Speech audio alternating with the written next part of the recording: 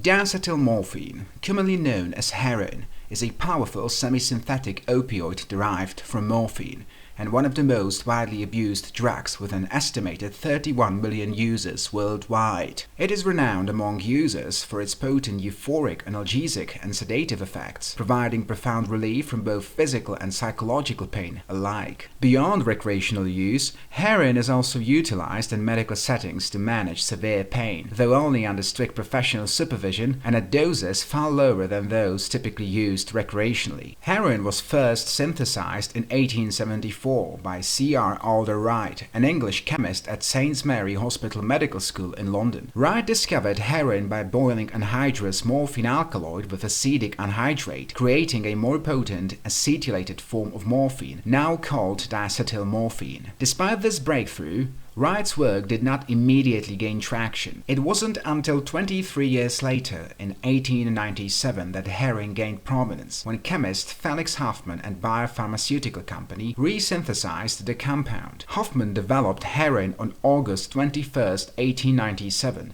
Just 11 days after he created aspirin. The head of Bayer's research department reportedly named the drug heroin, derived from the German word heroisch, meaning heroic or strong. Bayer initially marketed diacetylmorphine as an over-the-counter medication under the brand name Heroin, promoting it as a non-addictive substitute for morphine, particularly as a cough suppressant. At the time, morphine was a widely used recreational drug, and Bayer aimed to capitalize on a similar but allegedly safer alternative. However, contrary to their claims, heroin quickly proved to be highly addictive, even surpassing morphine in its addictive qualities. In response to rising concerns, the Health Committee of the League of Nations banned diacetylmorphine in 1925, though it took more than 3 years to implement this law into practice.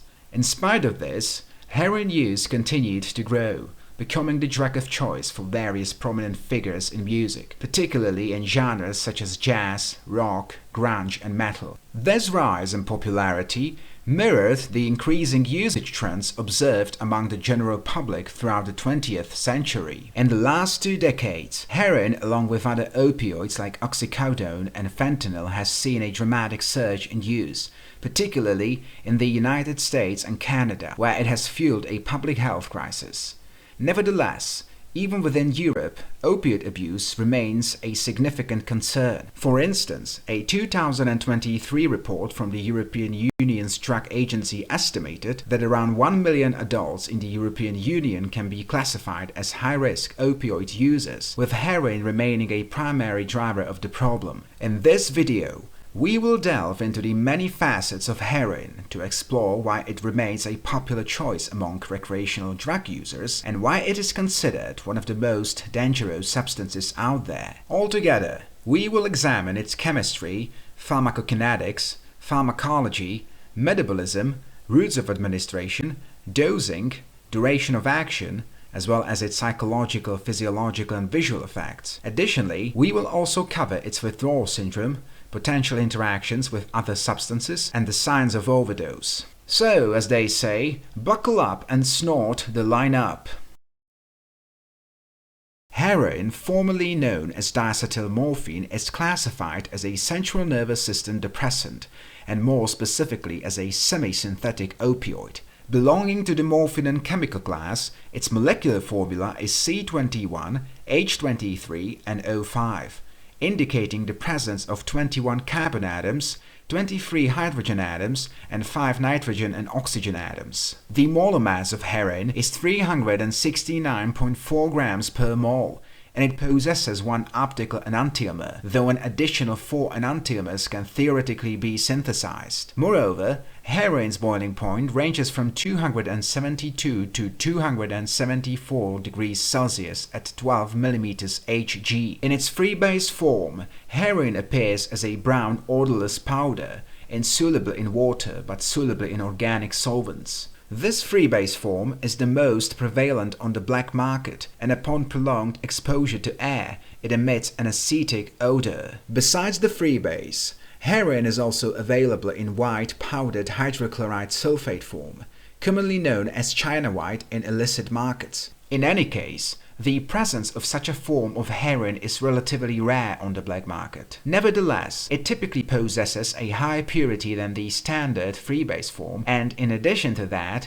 it is also fully water-soluble. Now, before proceeding, let's examine the molecular structure of morphine and heroin depicted in the figure on the right. Heroin is essentially a modified version of morphine, distinguished by the addition of acetyl groups at the 3rd and 6th positions of the morphin core. In practice, these acetyl groups increase heroin's lipid solubility, thereby enhancing its potency relative to morphine. The synthesis of heroin is quite straightforward, akin to the synthesis of amphetamines in its simplicity as illustrated in the second figure. Initially, morphine is extracted from opium, which is derived from the poppy plant.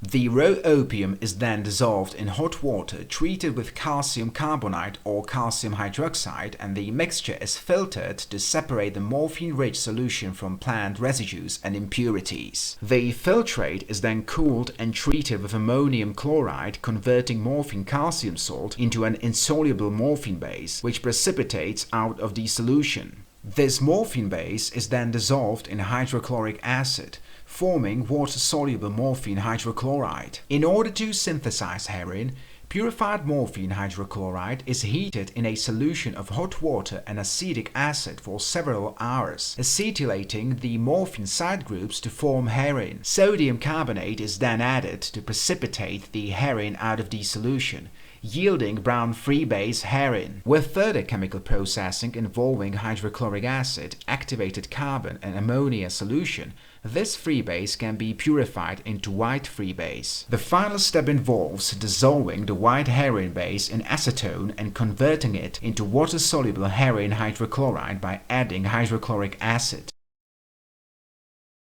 The pharmacokinetics of heroin are notably complex. Upon administration, heroin is rapidly metabolized into 3 primary metabolites: 3-monoacetylmorphine, 3-MAM, 6-monoacetylmorphine, 6-MAM, and morphine. Regardless of the route of administration, heroin is detectable in the blood for only a few minutes before it is converted into these metabolites.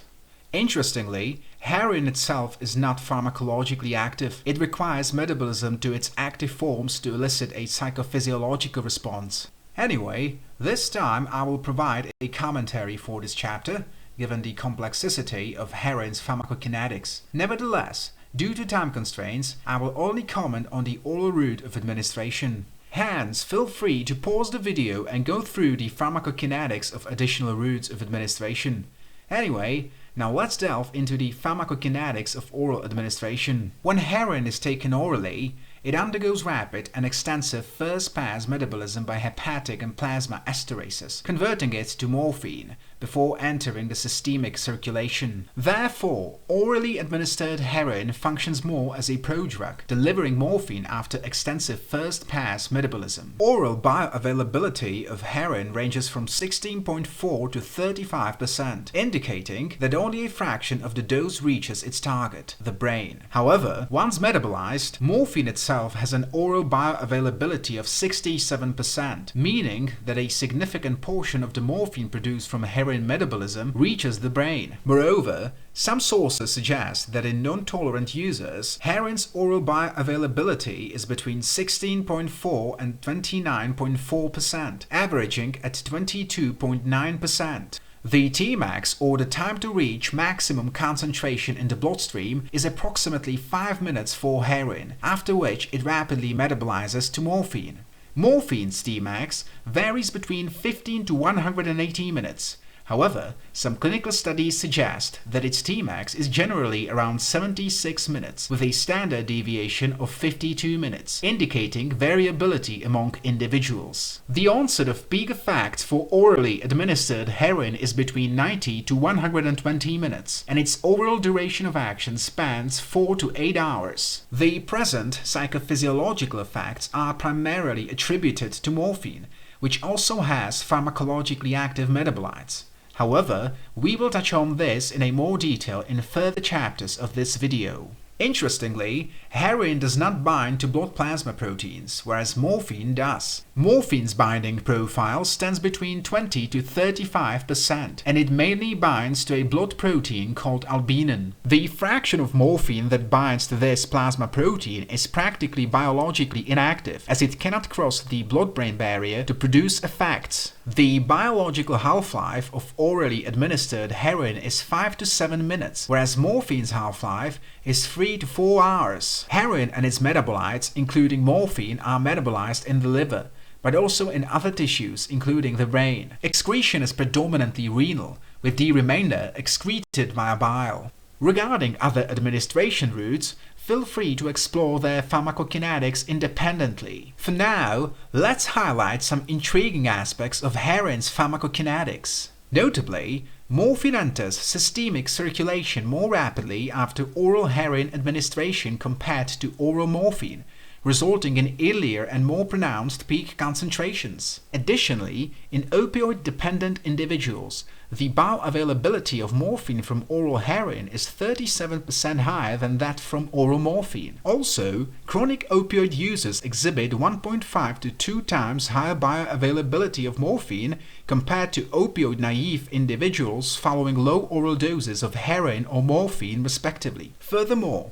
oral absorption of morphine from heroin is dose-dependent, with bioavailability increasing with higher doses. Lastly, heroin is quickly metabolized to 3 mAm and 6 mAm with a half-life of approximately 9 minutes. The subsequent conversion of 6 mAm to morphine in the liver occurs with a half-life of 40 minutes. When discussing the pharmacological profile of heroin, it's important to note that heroin itself is not pharmacologically active due to its rapid metabolism and its molecular structure, which hinders its ability to bind effectively to opioid receptors. Instead, heroin acts as a prodrug, facilitating the systemic delivery of 3 primary active metabolites: 6-monoacetylmorphine, morphine, and morphine-6-glucuronide. Despite heroin not being the principal agent responsible for its effects, it is more potent than morphine on a dose-by-dose basis due to the addition of 2 acetyl groups. These groups enhance its lipid solubility, allowing it to cross the blood-brain barrier more efficiently than morphine. In any case, all 3 active metabolites of heroin affect multiple brain systems, particularly the opioid system. These metabolites act as full agonists at the more opioid receptors, meaning they activate both the G protein and beta-arrestin pathways upon binding, producing the full spectrum of opioid effects, including side effects like respiratory depression. Additionally, these metabolites have affinities for delta and kappa opioid receptors, although with lower affinity and efficacy than for more receptors. These opioids also reduce GABA transmission, thereby enhancing dopamine transmission. Additionally, they also decrease noradrenaline transmission in the locus coeruleus by activating more opioid receptors in this brain region, which is involved in noradrenaline production and regulation of bodily functions such as breathing. All 3 substances then neurochemically activate the brain's hedonic hotspots by directly attaching to them. Lastly, 6-MAM, morphine, and morphine-6-glucuronide also cause histamine release, which may invoke vasodilation and itching. Alright, now let's delve a bit deeper into how these heroin metabolites and opioids in general operate in the brain to affect these systems and neurotransmissions. As illustrated in the accompanying figure, earlier research suggested that most opioids, including heroin's metabolites, inhibit GABA projection between the rostromedial tegmental nucleus and the ventral tegmental area, which then reportedly evokes dopamine release in the mesocorticolimbic pathway, leading to the psychological addiction development with frequent use. This reportedly occurs because more opioid receptors are present on GABA interneurons, and their activation by 6-MAM, morphine, and morphine-6-glucuronide inhibits GABA neurotransmission. Nevertheless, recent human studies suggest that this widely accepted mechanism may not fully apply. For instance, one study found that heroin did not increase dopaminergic transmission in opioid-dependent participants, challenging the conventional understanding of how heroin and its metabolites function. However, to fully clarify these findings, more research is needed. Alright.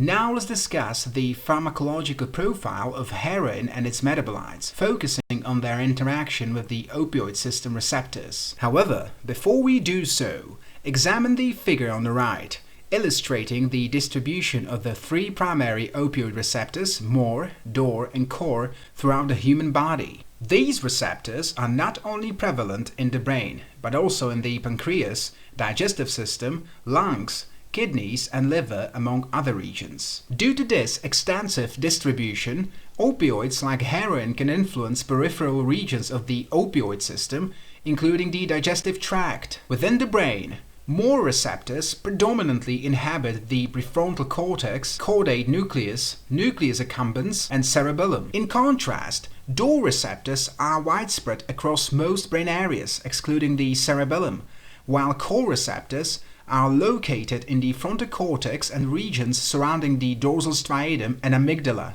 Alright, now let's return to the pharmacological and neurobiological interactions between heroin, its metabolites, and opioid receptors. So, earlier research suggested that heroin has a lower affinity for MOR receptors compared to morphine and 6-MAM, likely due to the addition of a free phenolic hydroxyl 3-OH group in its structure. However, recent evidence indicates that heroin's efficacy, as shown by MOR-mediated G-protein pathway activation, surpasses that of morphine and morphine 6-glucuronide and is at least comparable to 6-MAM. Furthermore, heroin's metabolite 6-MAM seems to have a greater affinity than heroin for MOR receptors and equal efficacy in activating them. The MOR activation efficacy of 6-MAM also appears higher than that of other downstream metabolites, including morphine and morphine 6-glucuronide. Interestingly, 6-MAM exhibits a significant affinity for DOR receptors compared to heroin, morphine, or morphine 6-glucuronide, potentially contributing to its potent analgesic effects. When it comes to morphine, it appears that relative to 6-MAM or heroin, it possesses a slightly higher affinity for the MOR receptor, but lower efficacy in activating the G-protein pathway within the MOR receptor. Morphine also binds to DOR and COR receptors, albeit with much lower affinity. Some effects of morphine, including respiratory depression, reduced gastrointestinal motility, peripheral analgesia, and dysphoria, are thought to be mediated in part by its activation of DOR and COR receptors. Lastly, morphine 6-glucuronide selectively binds to MOR receptors with potency similar to morphine. Its efficacy in activating MOR receptors is thought to be equal to or slightly higher than morphine, while its activity at DOR is approximately 6 times lower than at MOR, yet similar to or greater than morphine.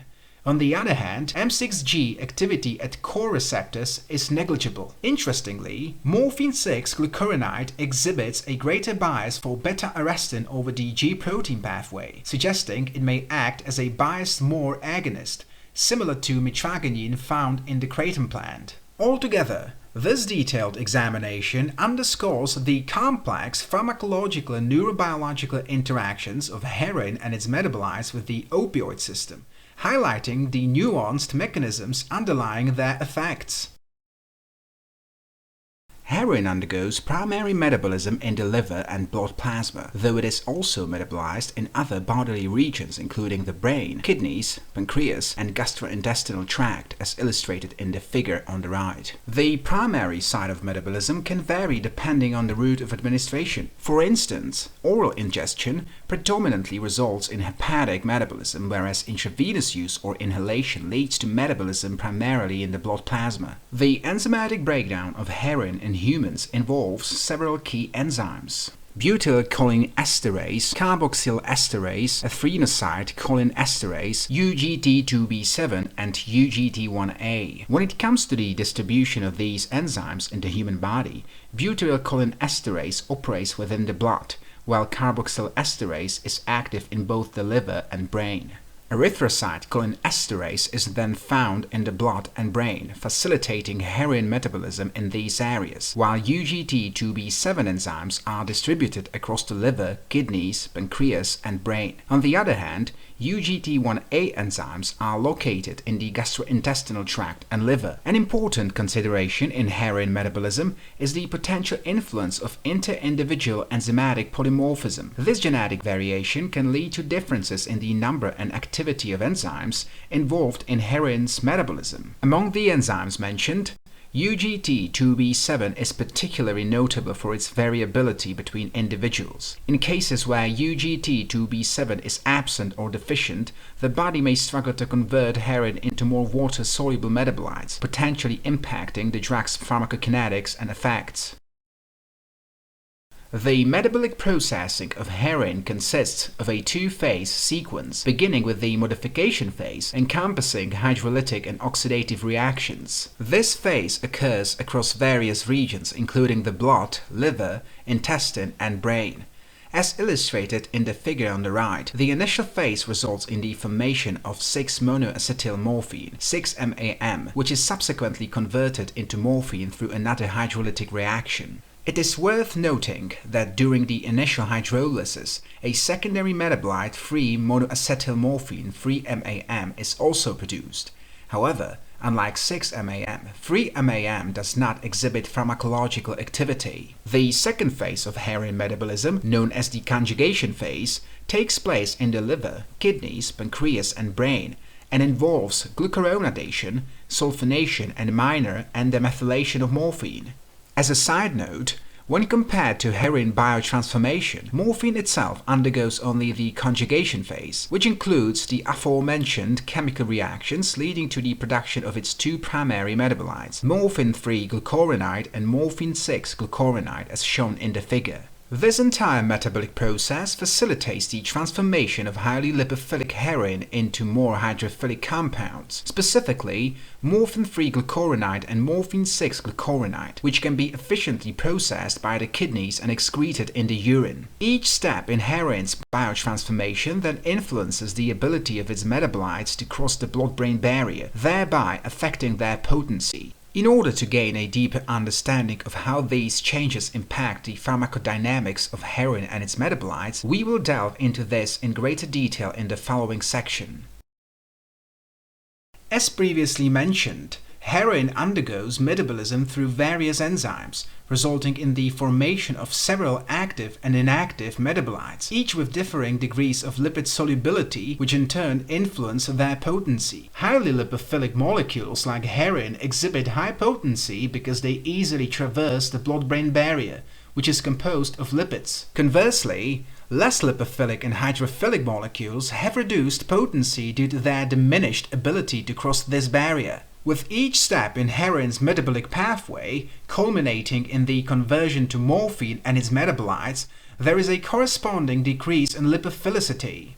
Heroin, being the most lipophilic, crosses the blood-brain barrier with relative ease. On the other hand, the first active metabolite, 6-monoacetylmorphine, although still decently lipophilic, possesses a reduced ability to penetrate the barrier. As metabolism continues, morphine is formed, and when compared to heroin, morphine is only weakly lipophilic, resulting in diminished blood-brain barrier penetrability and consequently lower potency. Further metabolism converts morphine into hydrophilic morphine-6-glucuronide, M6G, which is even less able to cross the blood-brain barrier, thereby exhibiting lower potency than either morphine or heroin. Now, before transitioning to the next topic, it is important to delve a bit deeper into morphine's metabolism within the broader context of heroin's biotransformation.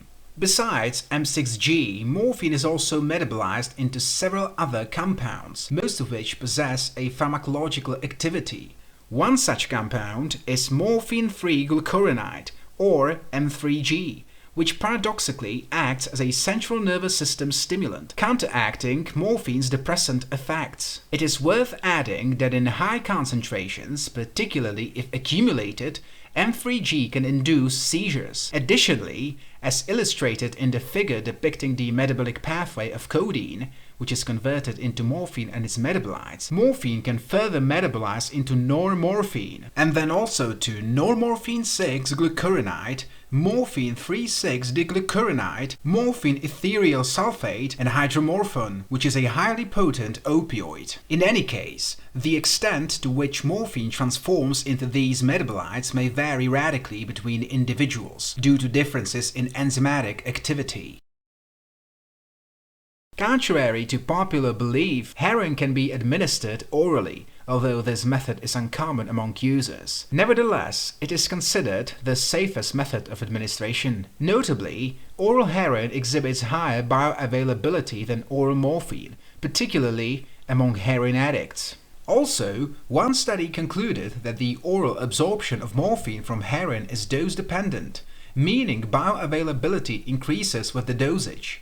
This method does not induce the intense rush typically associated with intravenous use. The primary risk associated with oral administration is the potential for overdose, as the peak effects can take up to an hour to manifest. This delay may lead individuals to take additional doses prematurely, risking overdose. Other risks include gastrointestinal discomfort, particularly when heroin is consumed on an empty stomach. It is recommended to use gel capsules for oral administration and to start with a threshold dose which is approximately 2.5 mg before gradually increasing the dosage with subsequent experiences. The intranasal method, or snorting, is the second safest mode of administration, and it is significantly more popular than oral use. Occasional users often start with this method before transitioning to inhalation or intravenous methods as their tolerance increases. However, this method has several drawbacks, including the potential transmission of infections when using inappropriate snorting equipment such as banknotes or when sharing snorting gear. Long-term use can lead to permanent damage to the nasal mucosa or even the destruction of the nasal septum. It is strongly advised to avoid regular use of this method and to refrain from using it during a nosebleed. The inhalation method is more prevalent among regular or frequent heroin users and is somewhat safer than intravenous administration. This method maintains a relatively high bioavailability compared to oral or intranasal methods and can produce an intense rush, albeit less so than intravenous injection. Intramuscular administration is a relatively rare method, preferred by very few users. It offers high bioavailability, but the onset of action is significantly slower compared to intravenous administration, and it does not provide such a strong rush. Research indicates that this method is unpopular due to its association with a wide range of injection-related injuries and diseases, such as bacterial skin infections, chronic wounds, ulcers, endocarditis, sepsis, bone and joint infections, thrombosis, and emboli. Additionally, higher incidences of abscesses and cellulitis have also been observed compared to intravenous injection. It is strongly recommended to avoid this method in favor of oral or even intranasal administration. Lastly, the intravenous mode of use is the most dangerous and is typically favored by chronic users due to its rapid onset and strong euphoric rush. This method's high bioavailability significantly increases the risk of overdose, particularly among individuals with low tolerance. Additionally, it heightens the risk of blood-borne infections and diseases transmission, especially when needles are shared. On top of that, street heroin often contains highly toxic impurities that, when injected, enter the systemic circulation directly, potentially causing fatal toxicity. Overall, it is strongly advised to avoid this method of use altogether. The proper dosage of diacetylmorphine can vary greatly due to several factors. These include individual differences, the potency of each batch, the form of heroin such as free base or hydrochloride sulfate, and the chosen route of administration. Let's start with the approximate dosing ranges for oral mode of use in individuals without any opioid tolerance. As usual, keep in mind that these ranges refer to relatively pure heroin hydrochloride sulfate and are for educational purposes only. Also, if you're interested in dosing ranges of other methods of use, please pause the video and read the information provided. When taken orally, A threshold dose starts at 2.5 mg. A light dose ranges between 2.5 and 5 mg, while a common dose is around 5 to 10 mg. Stronger doses can range from 10 to 15 mg, and heavy usage extends from 15 to 20 mg. Doses exceeding 20 mg are considered excessive. As a side note, heroin in its pure form is indeed a very potent substance. For instance, research suggests that as little as 20 mg of pure heroin can be lethal for individuals without tolerance, especially when taken intravenously. However, even heroin's metabolite morphine is a decently potent drug. One medical report indicates that 100 mg of pharmaceutical-grade morphine can be lethal when administered intravenously. I should also add that I could not find precise data on the intranasal bioavailability of heroin. Nevertheless, assuming that the intranasal bioavailability is somewhat comparable to the bioavailability of the oral method of use, the dosing ranges should be similar if not the same for both modes of administration.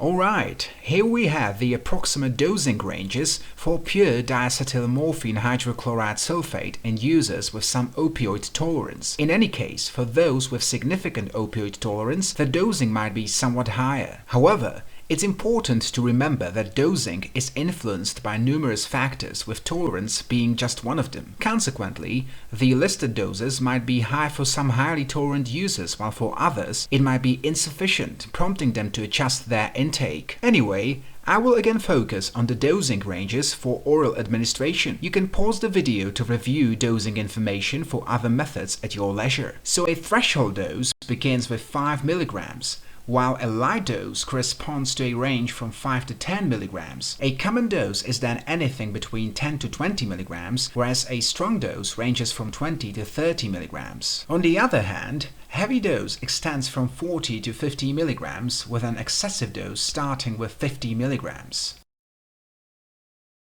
The duration of effects varies depending on the chosen method of administration, with oral method typically lasting the longest. It's important to note that these timeframes are approximate and may not fully represent the actual duration for different individuals due to factors such as personal variability. Additionally, there is limited data on the duration of orally administered heroin, since this method is not particularly popular among users. Consequently, I have had to estimate some of these timeframes. In any case, I will not delve deeper into this topic this time, and instead I will focus on the psychophysiological effects. Hence, to review the timeframe for each method of use, please pause the video and go through it at your convenience.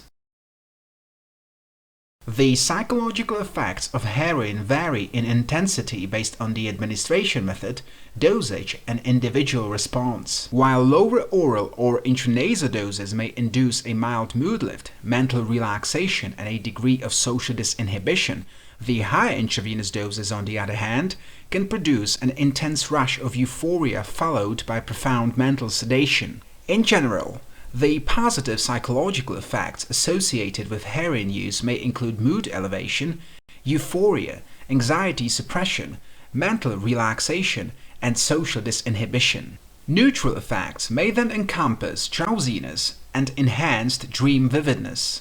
Conversely, negative effects can involve compulsive redosing, ego inflation, delusion of sobriety, decreased cognitive acuity, and aggressive behavior. Additionally, some users, particularly those with established dependency, may experience anxiety, agitation, and paranoia once the peak effects diminish.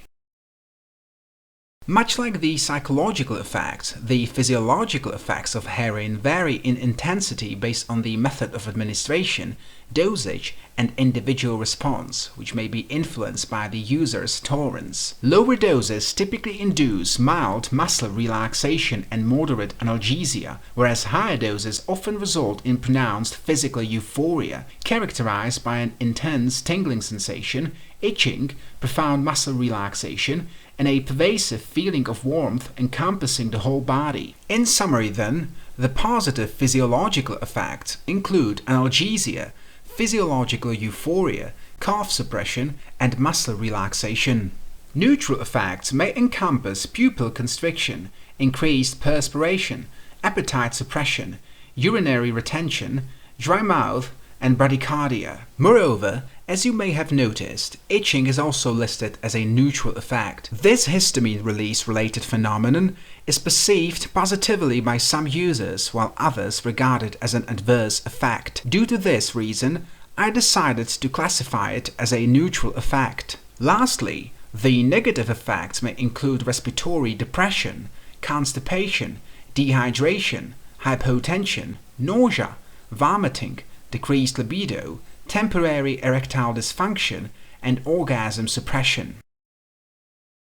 At high doses, heroin trips may be associated with blurred or double vision, characterized by uncontrollable shifts in focus. This effect seems to stem from issues in depth perception, as it can reportedly be temporarily alleviated by closing one eye. Additionally, high doses can induce a state of semi-consciousness, leading to dreamlike states accompanied by closed-eye imagery. These internal hallucinations may feature ill-defined geometric patterns.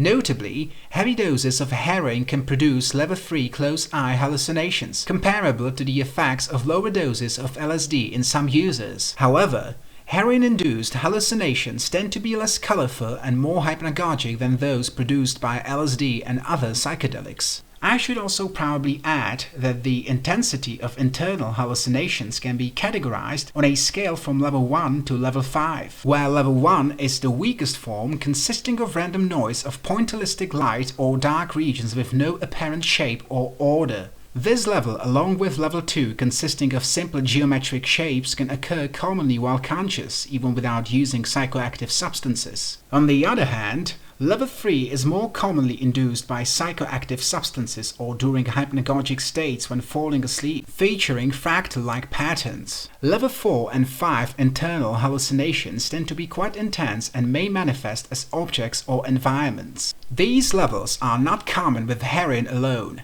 but can potentially be invoked by combining heroin with other substances, such as cannabinoids, dissociatives, and psychedelics. Moreover, a heroin experience may be accompanied by a sense of dissociation, although less intense than the dissociation produced by classic dissociatives like ketamine. Nevertheless, this effect is still quite prominent. This effect happens due to the powerful sedative properties of heroin, causing drowsiness and a semi-conscious state often referred to as opioid nod by users. This dissociative effect can again be amplified when heroin is combined with cannabinoids, dissociatives, and psychedelics. Heroin withdrawal typically emerges within 4 to 24 hours following the cessation of use, depending on the amount of the last dose taken, dependency severity, and individual differences. In general, the severity of heroin withdrawal may range from moderate to severe, depending on the length of use, daily amount intake, and individual differences. Unlike stimulants like methamphetamine, heroin causes both psychological and physiological withdrawal syndrome. Furthermore, heroin withdrawal can be split into 3 stages, where the first one, lasting anywhere between 4 to 72 hours, is the most severe in terms of present symptoms, which may include psychological symptoms like intense cravings and physiological symptoms like chills, fever, body aches, and diarrhea. The second stage then lasts for 7 to 10 days, and here the intensity of psychophysiological symptoms gradually subsides. However, physiological signs may still be present at this stage. The third phase, called protracted withdrawal, is then associated with persisting symptoms of psychological nature, like cravings and affective distress, which may be present for the period of 6 months or longer. This stage specifically is then typically associated with a long-term heavy use of heroin, inducing addiction. And much like we've previously discussed methamphetamine withdrawal, this stage may serve as a risk factor for potential relapse. That is especially true when one is facing psychosocial stresses associated with drug addiction, such as loss of employment due to drug abuse.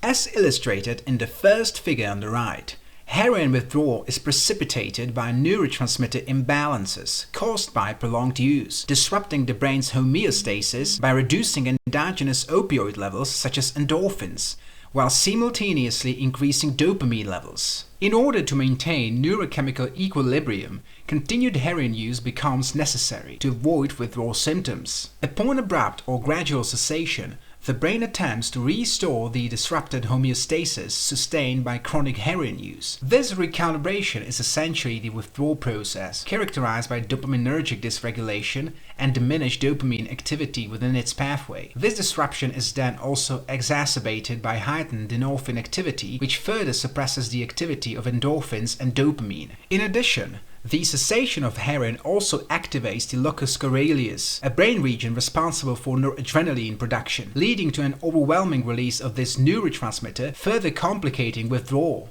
Another key mechanism involves the heightened activity of corticotropin-releasing factor, which triggers the body's stress response system, including the hypothalamic pituitary adrenal axis, thereby worsening withdrawal symptoms. As shown in the second figure, heroin withdrawal is also driven by imbalances in neuropeptides and hormones. For instance, stress-related peptides such as substance P see an abrupt increase in activity, while anti-stress peptides like neuropeptide Y conversely decreases its activity, compounding the psychological and physiological effects of withdrawal. In order to mitigate the severity of withdrawal, pharmacological detoxification is typically employed using long-acting opioids, most commonly methadone or buprenorphine. These synthetic opioids are highly potent, with methadone having an elimination half-life of 15 to 55 hours and buprenorphine ranging from 20 to 70 hours. Notably, both substances are more potent on an intravenous dose-by-dose basis than heroin. Contemporary research then suggests that methadone and buprenorphine are comparably effective in facilitating successful detoxification from heroin. In less severe cases of withdrawal, detoxification with these medications may stabilize the patient, eliminating the need for further administration. Once stabilized, the patient can be transitioned to outpatient care and may be encouraged to pursue psychotherapy or group therapy. However, in more severe withdrawal cases, long-term opioid substitutional therapy may be necessary, where methadone or buprenorphine is administered for months, often in combination with psychosocial interventions. Throughout this process, treatment plans may shift between methadone and buprenorphine based on individual response. While some addiction specialists recommend tapering off opioid replacement therapy within a year by gradually reducing the dose, others advocate for lifelong use of low doses to minimize the risk of relapse. In certain cases, lifelong substitution therapy may be deemed necessary. To further enhance treatment outcomes and reduce the risk of relapse, psychotherapy is frequently integrated into opioid substitution therapy. Cognitive behavioral therapy is one of the most widely used psychotherapeutic approaches, aiming to modify the patient's behavior through education, positive reinforcement, and pharmacological support. Here it is worth noting that CBT is most effective when combined with medication, as its standalone efficacy can be inconsistent. Additionally, other psychosocial interventions such as group therapy are often employed to support sustained recovery during heroin addiction treatment. Now let's examine the psychophysiological signs of heroin withdrawal syndrome, starting with the psychological symptoms, which may include intense cravings, anxiety, agitation, depression, mental restlessness, irritability, and paranoia. On the other hand, physiological symptoms may encompass nausea, insomnia, muscle cramps, diarrhea, pupillary dilation, photophobia, and autonomic hyperactivity, which is a particularly concerning condition as it affects both the central and peripheral nervous system, manifesting as hypertension, tachyarrhythmias, hyperhidrosis, peripheral vasoconstriction, and hypothermia or hypothermia. Beyond withdrawal, both short-term and long-term heroin use can lead to a myriad of additional psychophysiological effects, most of which are negative in nature. As illustrated in the accompanying figure, these adverse effects underscore the significant risks associated with heroin use. Therefore, abstaining from heroin is highly advisable. However, if you decide to experiment with heroin, perhaps out of curiosity, ensure that the substance has been tested with a reagent and start with a low dose to guide your body's response. Avoid using common or high recreational doses when trying a new substance, and always take extended breaks between each use, preferably several months, to prevent dependency and addiction. which can lead to the long-term negative psychophysiological effects as depicted. Last but not least, never mix heroin with other substances, unless of course you're trying to impress local paramedic staff with utterly inappropriate sex-on-the-beach cocktail consisting of illicit drugs. Like I did a few years back when I overdosed on tramadol, alcohol and cannabis and was taken into the hospital. Yes, even a master carpenter makes occasional mistakes. As always, I have included potential psychophysiological signs of interactions between heroin and other substances. However, it is important to note that the information provided here may not be entirely accurate due to the limited availability of relevant medical reports and studies on this topic. Consequently, this table is largely based on my assumptions and should be taken with a grain of salt. In a similar fashion to the previous video, I have outlined the most common drug categories, the risk of interaction, and some potential psychophysiological effects. It is also worth noting that a minus sign in brackets indicates a decrease in a particular psychological or physiological effect, while a plus sign signifies an increase in such effects. Anyway, I will leave this section for you to review and instead proceed to the final chapter of this video, where we will discuss the psychological and physiological signs of heroin overdose. The psychological signs of heroin overdose may encompass euphoria, dysphoria, and drowsiness. Moreover, less common additional symptoms may involve anxiety, paranoia, agitation, and depressed mood characterized by a lack of emotional response and mental sluggishness. Lastly, hallucinations and nightmares can also occur. On the physiological side, symptoms of overdose may include respiratory distress, respiratory depression, hypoxia, hypopnea, hypotension, nausea, vomiting, rhabdomyolysis, and seizures. Before concluding, it is essential to briefly discuss the potency of heroin in comparison to fentanyl and its chemical derivatives such as carfentanil, as heroin is often adulterated with these more potent opioids in certain regions. As illustrated in the accompanying image, while heroin is a powerful opioid, synthetic opioids like fentanyl and carfentanil are significantly more potent. Just to give you a perspective, fentanyl is 20 to 40 times more potent than heroin on a dose-by-dose basis, and carfentanil is 20 to 100 times more potent than fentanyl, making it approximately 4,000 times more potent than heroin itself. Despite the fact that fentanyl or carfentanil contamination of heroin is less common in Europe compared to the US or Canada, it is crucial to test your substances with reactive agents like mercuries to ensure safety. Okay, that's all for today. If you found this video informative and intriguing, please give it a like and subscribe to the channel. In the next video, we will explore morphine, the chemical cousin of heroin. For more information on drugs, visit the drug library portal linked in the description section below. And as always, stay safe and take care.